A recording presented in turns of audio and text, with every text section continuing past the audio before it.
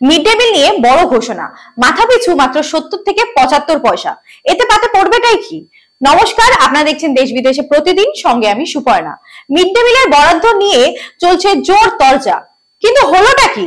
বিস্তারিত জানতে আমাদের সঙ্গে শেষ পর্যন্ত থাকুন। মাথাচাড়া দিয়ে উঠেছে মূল্য বৃদ্ধি। ডিম থেকে শাকসবজি, রান্নার তেল থেকে রান্নার গ্যাস, সবই দামে আগুন।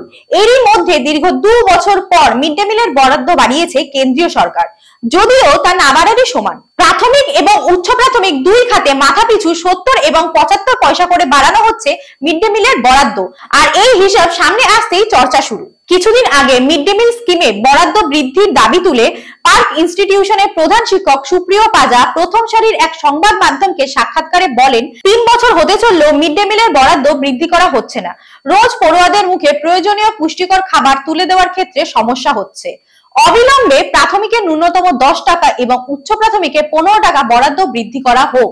তবে সেই দাবি সামান্য পূরণ হলো না। মূল্য বৃদ্ধির বাজারে এই বরাদ্দে কতটা শূন্যস্থান পূরণ সম্ভব তা নিয়ে সন্দেহ থাকছে। এরই মধ্যে স্কুল শিক্ষা দপ্তরের তরফ থেকে ঘোষণা করা হচ্ছে, চলতি ডিসেম্বরে মিড ডে মিলের জন্য 18,33,26,572 টাকা বরাদ্দ করা হচ্ছে। কেন্দ্রের সিদ্ধান্তের পর রাজ্যের স্কুল শিক্ষা দপ্তরের তরফ থেকে ঘোষণা করা হলো মিড ডে মিলের বরাদ্দ।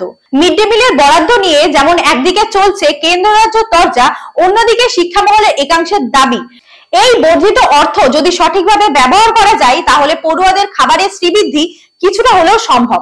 তো এই ছিল আজকের ভিডিও। এরকম আরো ভিডিও দেখতে চাইলে কমেন্টের মাধ্যমে অবশ্যই জানান এবং দেখতে থাকুন দেশ বিদেশে প্রতিদিন, প্রেজেন্টিং বাই HPN নিউজ।